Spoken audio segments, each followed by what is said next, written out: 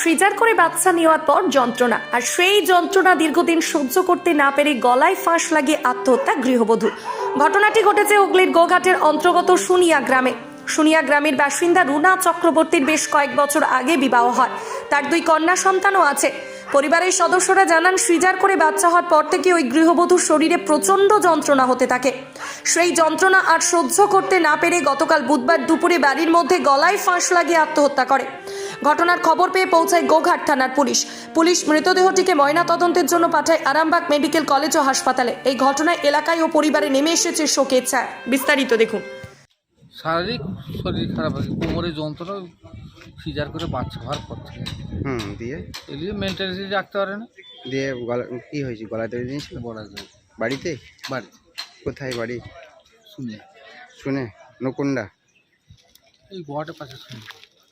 কি নাম ওনার? তার নাম যিনি মারা গেছেন? রুনা চক্র। বাচ্চা কটা আছে?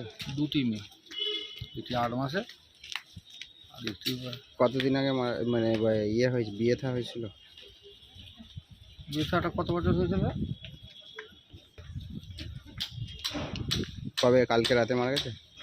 দিনের রাত। আজকে না কাল? কাল। বাড়ির মধ্যেই না বাড়ির? আপনি কে হন? আমরা না খুশি। আপনার নাম? গঙ্গাবাসা চক্র।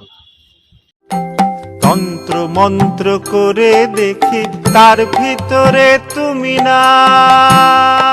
তন্ত্রমন্ত্রে আমরা বিশ্বাসী নই, মানব প্রেমে বিশ্বাসী।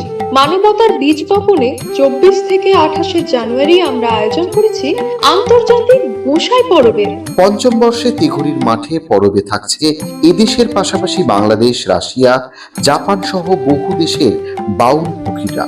থাকবে পুরুলিয়ার ছোয়ের মুখোশ থেকে খোয়াইয়ের হাট, হস্তশিল্পের সম্ভার, বাংলাদেশের নকশি কাঁথা, পিঠে ফুলের স্টল। মানুষের মধ্যে ঈশ্বরের অস্তিত্ব খুঁজতে সামিল হন আমাদের সকলের উৎসবে।